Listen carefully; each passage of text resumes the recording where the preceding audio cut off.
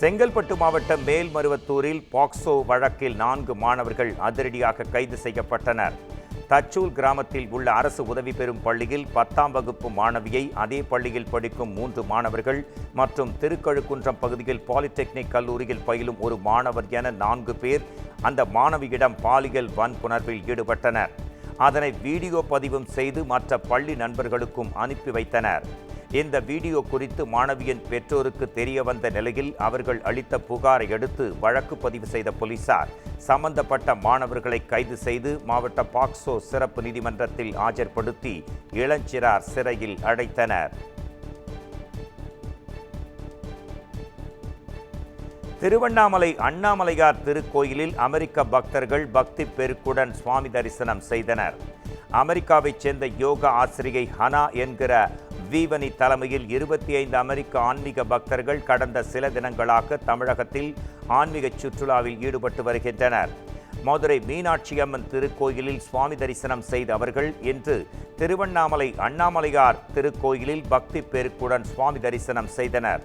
முன்னதாக தமிழர் பாரம்பரிய உடையில் வந்த பெரிய நந்தி முன்பு அமர்ந்து நமச்சிவாய பாடலை அவர்கள் ஆன்மீகத்துடன் பாடினர். தொடர்ந்து ஆயிரங்கால் மண்டபத்திற்கு சென்று சிற்பங்களையும் கண்டு ரசித்தனர். பின்னர் நீண்ட வரிசையில் காத்திருந்து அண்ணாமலையார் மற்றும் உண்ணாமுலை அம்மனை தரிசனம் செய்த அவர்கள் கிரிவலமும் மேற்கொண்டனர்.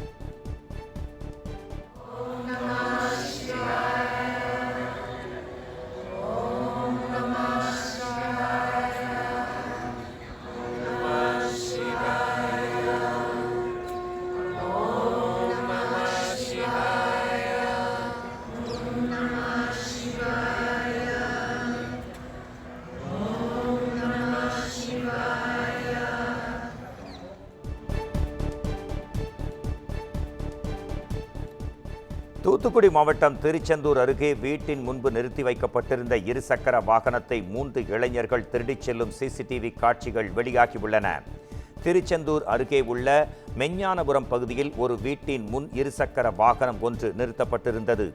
இந்நிலையில் அந்த பகுதிக்கு வந்த இளைஞர்கள் 3 பேர் அந்த இருசக்கர வாகனத்தை திருடிச் சென்றனர்.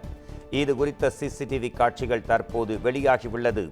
இதற்கிடையே இரவு நேர ரோந்து பணிகளை போலீசார் துரிதப்படுத்த வேண்டும் என்று அப்பகுதி பொதுமக்கள் கோரிக்கை விடுக்கின்றனர்.